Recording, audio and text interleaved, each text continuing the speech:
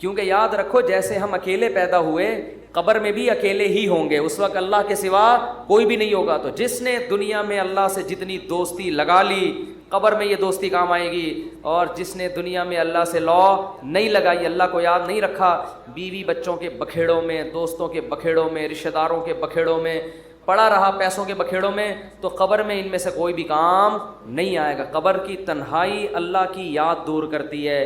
قرآن کی تلاوت، ذکر، اذکار، یہ قبر کی میں روشنی کا ذریعہ بنے گی. اور اگر اللہ سے دل میں وحشت ہے، نہ مانگنے کی عادت ڈالی، یہاں مانگو گے تو وہاں بھی قبول ہوں گی. اور نبی صلی اللہ علیہ وسلم نے فرمایا کہ تنگی کی حالت ہو یا خوشی کی حالت ہو، دونوں حالتوں میں اللہ سے مانگنا ہے. پریشانیوں میں اللہ سب کو یاد آتا ہے، خوشیوں میں اللہ یاد آنا مشکل. جب پریشانی ہوتی ہے نا، بھی تو ہندو بھی اللہ سے دعائیں مانگ رہے ہیں.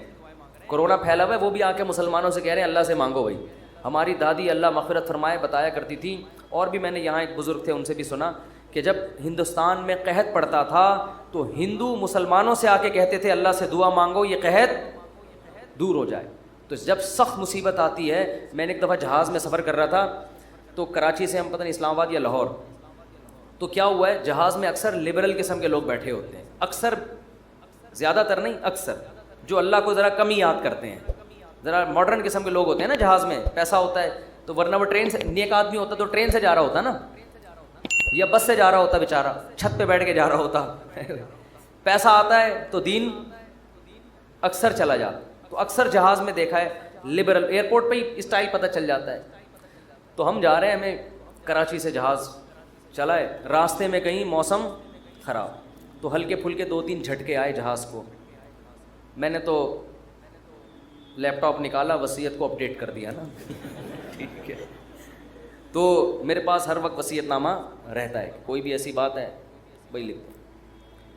اپڈیٹ کیا یا کرنے کا ارادہ کیا، ابھی پوری بات مجھے یاد نہیں ہے، لیکن میں اکثر ایسا کر دیتا ہوں کہ جب کوئی ایسا خطرہ ہوتا ہے فون پہ بتا دیتا ہوں. جہاز میں تو فون کر نہیں سکتے. ایک دفعہ ہم مکہ سے مدینہ جا رہے تھے، عربی ڈرائیور تھا، اس نے جو بھگائی ہے گاڑی، ٹیکسی لی تھی کرائے پر، تو میں نے گھر باقاعدہ فون کر کے 2-3 وصیت نامے اسی وقت لکھوائے. میں نے کہا مجھے یقین نہیں ہے کہ میں مدینہ پہنچ پاؤں گا. اس نے نمبر پلیٹ پہ کالا کپڑا لگا دیا تاکہ کیمرے میں، اور وہ جو بھگائی ہے اس نے، اور وہ جو راستے میں روکنے کے لیے آ رہی ہوتی ہے ان کو بھی اڑاتا ہوا نکل گیا. وہ جب نمبر ہی ٹریس نہیں ہو رہا اس کا، تو ایسے بھی ہوتا ہے بعض دفعہ. تو جہاز میں پہلا جھٹکا آیا، کوئی بھی اللہ کو یاد، 2-3 دفعہ ٹھش پش کر کے وہ نکل گئی. آگے گئے ہیں تھوڑا اور، پھر اور او بھائی، پھر جو جہاز نے ہچکولے کھانا شروع کیے ہیں، اب طبیعتیں خراب ہونا، وہ جو اوپر سے چیزیں گرنا شروع ہو گئی نا. مجھے جنید جمشید یاد آیا. میں نے کہا اللہ بچا لے تو زیادہ خوشی ہوگی، بچ جائیں تو باقی تیرے ہاتھ میں. مانگنی تو اللہ سے عافیت چاہیے نا، اللہ زندگی دیتے، ہم تو محتاج ہیں نا. اللہ کے سامنے فنٹر گیری چھینی، اللہ تیری مرضی، مارنا ہے مار دے، میں موت سے تھوڑی ڈرتا ہوں. یہ بھی بعض لوگ کر رہے ہوتے ہیں، میں موت سے ڈرتا ورتا نہیں ہوں. یہ نہیں اللہ کو پسند ہے. اللہ پیسہ دینا ہے دے، نہیں دینا نہیں دے. ہمارے نبی کے گھر میں 40 دن چولہا نہیں جلتا تھا، میرے گھر میں اگر 80 دن نہ جلے تو کیا ہو گیا. اللہ کو تو محتاج ہی پسند ہے بھائی، گڑ گڑاؤ، مانگو اس سے. تو میں نے بھی دعا مانگی، اللہ اس مصیبت سے ہمیں نجات دے دے. لیکن ویسے ایک آپ کو بات بتاؤں، جہاز کی موت ہوتی بہت آسان ہے، اس میں زیادہ ٹینشن لینے کی ضرورت نہیں ہے. کیونکہ ٹرین سے آدمی ٹکراتا ہے نا، پتہ نہیں کون سی کدھر سے جا کے کٹے، کون سا سر پچ کے. بس میں جائے ٹانگ پھنس گئی کھڑکی میں، بہت بھیانک موت ہے. جہاز میں ایسی موت ہوتی، میں نے تو جہازوں کے انجینئروں سے بھی دوستی ہے، پائلٹوں سے بھی. وہ کہتے ہیں جہاز میں آپ بیٹھے ہوئے ہیں، فوراً پہنچ گئے دوسرے جہان میں.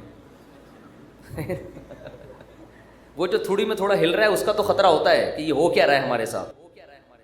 لیکن جب ٹکراتا ہے نا، اللہ نہ کرے، تو یا جیسے ہی اس کی سپیڈ کم ہوئی یا کسی سے ٹکرایا تو ہماری کھوپڑی ہمارے تن سے فوراً سے پہلے جیسے سر قلم کر دیا کسی کا، تو ایک دم مر جاتا ہے. اس لیے زیادہ ٹینشن نہ لیا کریں.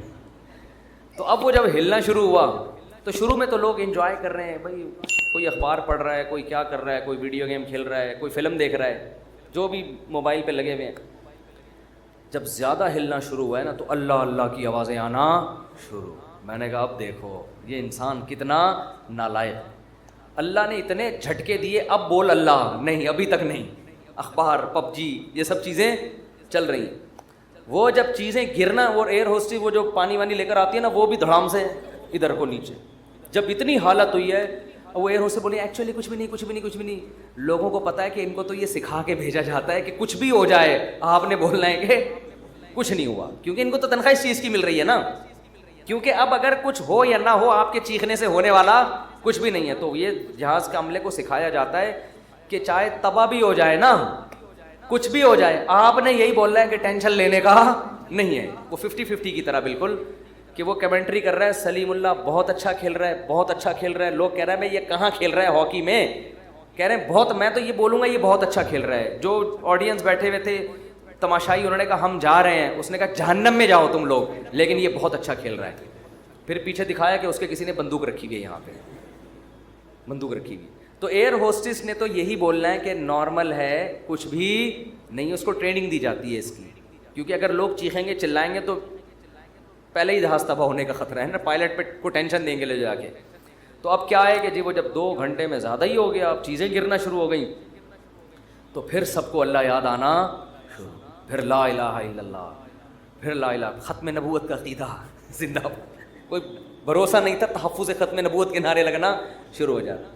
مجھے بڑی عبرت ہوئی، میں نے کہا دیکھو انسان کتنا کمزور ہے. 2 منٹ لگتے ہیں اس کی ہوا نکلنے میں، فنٹر گیری ختم ہونے میں کتنے 2 منٹ.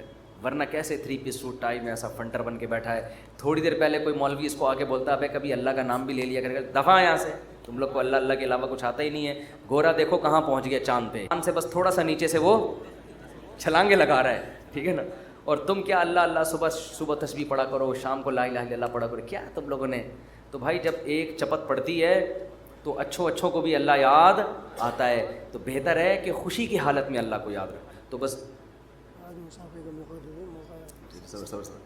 تو خوشی میں اللہ کو یاد رکھو گے. حدیث میں آتا ہے کہ غم میں اللہ تمہیں یاد رکھے گا. 2-3 کام بتا دوں بس، رمضان کے بعد پابندی سے کرنے ہیں. ایک، ہمیشہ دعاؤں کا معمول، کبھی بھی دعا چھوڑنی نہیں، ٹھیک ہے. دوسرا کام، دل لگے نہ لگے یہ اپنے اختیار میں نہیں. یہ لوگ کہتے ہیں دل نہیں لگ رہا، ابے بھائی تو مانگ لے، اس کی برکتیں آپ دیکھو گے انشاءاللہ. دوسرا کام، تلاوت کا ناغہ نہ ہو بھائی. جتنی خواتین بیان سن رہی ہیں، مرد بھی، روزانہ پابندی کے ساتھ قرآن کھولنا ہے. ایک دفعہ یہ جو ایک دفعہ بند ہوتا ہے پھر رمضان میں جا کے نکلتا ہے، یہ قرآن کے ساتھ بے انصاف. کبھی کبھار جو حافظ ہیں ان کو تو اللہ نے بڑی سہولت دی ہے، 15 منٹ پڑھ لو، آدھا گھنٹہ پڑھ لو، تھوڑا پڑھ لو لیکن پابندی کے ساتھ. کوشش کریں گے کہ نہیں کریں گے گھروں میں بھی. اور تیسرا کام، تسبیحات. اللہ کا نام ہے نا اس میں. دیکھو لا الہ الا اللہ اس وقت نکلا نا جب جہاز ہچکولے کھانے لگا، تو ابھی کوئی بھی ہچکولے نہیں کھا رہا، ابھی نہ کوئی اللہ الحمدللہ کچھ بھی نہیں ہو رہا.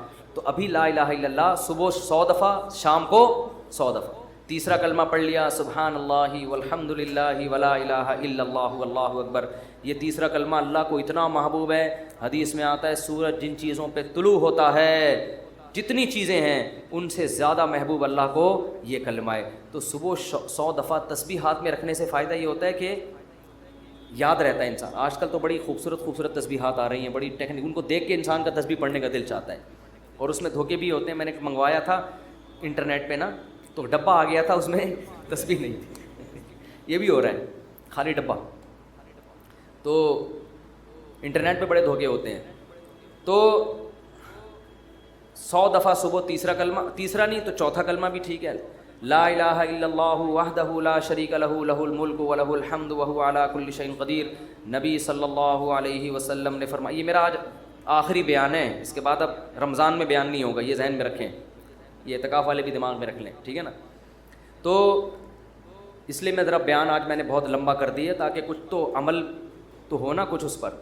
لا الہ الا اللہ وحدہ لا شریک لہ لہ الملک ولہ الحمد وہو علی کل شیء قدیر. ابھی کوئی جہاز ہچکولے نہیں کھا رہا ہے. 100 دفعہ صبح یہ پڑھ لو، 100 دفعہ شام کو یہ پڑھ لو، بیٹھ کے پڑھ لو، چلتے پھرتے پڑھ لو. یہ کلمہ اللہ کو اتنا محبوب کہ آپ صلی اللہ علیہ وسلم نے فرمایا جس نے 100 دفعہ یہ کلمہ صبح پڑھا اس سے زیادہ نیکیاں کوئی شخص اپنے اعمال میں جمع نہیں کر سکتا سارا دن، سوائے اس کے جو اس سے بھی زیادہ مرتبہ پڑھے. تو بہت یہ اللہ کو محبوب کلام ہے. کتنا پیارا، لا الہ الا اللہ، اللہ کے سوا کوئی عبادت کے لائق نہیں ہے، وحدہ تنہا ہے، لا شریک لہ، اس کے ساتھ کوئی شریک نہیں ہے، لہ الملک، اسی کی بادشاہی، وَلَهُ الْحَمْدُ، وہی قابل تعریف، وَهُوَ عَلَىٰ كُلِّ شَيْءٍ قَدِيرٌ، اور یحیی و یمیت بھی درمیان میں لگا سکتے ہیں، اور وہ ہر چیز پر قدرت رکھتا ہے۔ یحیی و یمیت، وہی موت دیتا ہے، وہی حیات۔ اللہ کو یہ کلمات اتنے محبوب کیوں ہیں؟ آپ کہیں گے اس میں کون سا ایسا قربانی ہے؟ اصل میں دنیا میں ہر چیز کا تذکرہ کیا جا رہا ہے جس سے انسان کا مفاد۔ اگر لوگ کسی ذات کو سب سے زیادہ بھولیں تو کس کو؟ اللہ۔ جو چیز مارکیٹ میں شارٹ ہوتی ہے اس کی ویلیو بڑھتی ہے۔ اللہ کو پتہ ہے کہ دنیا میں امریکہ کا نام لینے والے بہت، پیسہ کا نام لینے والے بہت، عزت شہرت کے بھوکے بہت، اللہ کا نام لینے والے مارکیٹ میں شارٹ۔ اور اگر اللہ کا نام لے بھی رہے ہیں تو اپنے فائدے کے لیے۔ آپ نے صرف اللہ کو راضی کرنے کے لیے ان تسبیحات کی پابندی کرنی۔ حدیث میں آتا ہے، بخاری کی حدیث ہے، کلیمتان خفیفتان علی اللسان ثقیلتان فی المیزان حبیبتان الی الرحمن۔ کیا خوبصورت کلام ہے۔ فرمائے دو کلمے ایسے ہیں زبان پہ بہت ہلکے، ترازو میں بہت بھاری، اور الرحمن کو بہت محبوب۔ وہ فرمایا سبحان اللہ و بحمدہ سبحان اللہ العظیم۔ تو چلتے پھرتے انسان یہ پڑھ لیا کرے، اور کوئی مقصد نہ ہو کہ میں یہ وظیفہ پڑھوں گا تو میری شادی ہو جائے گی، میرے بچے ہو جائیں گے، اور وہ ماموں نہیں مجھے کہیں گے ان کے بچے۔ یہ چکروں میں نہ پڑھیں۔ اللہ کو، اللہ کا نام لیں اللہ کو خوش کرنے کے لیے۔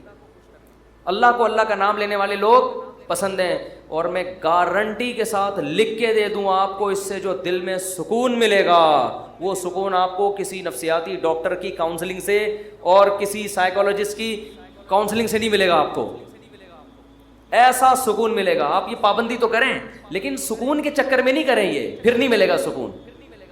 اگر آپ نے ٹرائی کیا نا کہ میں اللہ کا نام لے کے دیکھتا ہوں سکون ملنا ہے کہ نہیں ملنا، پھر نہیں ملے گا۔ یہ تو ایک ویسے ہی اللہ کی طرف سے سہولت ہے۔ تو روزانہ خواتین بھی مرد بھی صبح و شام کم سے کم 100 مرتبہ تیسرا یا چوتھا کلمہ صبح اور 100 مرتبہ، یہ میں بہت ہلکا پیکج دے رہا ہوں، اس سے آگے تو پھر یہ تو کم سے کم ہے۔ تو یہ معمول بنانا ہے، کریں گے کہ نہیں کریں گے؟ تو اور یہ جو اعتکاف والے بیٹھے ہیں نا، یہ ابھی مسجد سے جب شارٹ ہوں گے تو اگلے سال پہچان میں بھی نہیں آ رہا ہوتا کہ یہ کون ہے، کہاں سے آیا، کدھر ہے، حالانکہ قریبی محلے میں رہ رہا ہو۔ ایسا نماز سے بھاگتے ہیں جیسے ان کو احساس ہو گیا کہ ہم نے جو 10 دن مسجد میں نماز پڑھی تھی وہ صحیح کام نہیں کیا تھا ہم نے، تبھی تو ایسا بھاگا ہے کہ مارکیٹ سے بالکل ہی شارٹ ہو گیا۔ بعض دفعہ کوئی کام کر کے دیکھتا ہے انسان تو کہتا ہے ٹرائی کیا مزہ نہیں آیا، اب نہیں آنا۔ ایسا نہ کرو میرے بھائی، آپ کو 10 دن اللہ نے مسجد میں بٹھایا، آپ نے تکبیر اولیٰ سے نماز پڑھی، تراویح پڑھی، تو اب آپ کو اس کم از کم نماز ہی کو کنٹرول کر لو پورے سال۔ اکثر گناہگاروں کو توبہ اعتکاف میں نصیب ہوتی ہے، اکثر لوگ میں نے دیکھے۔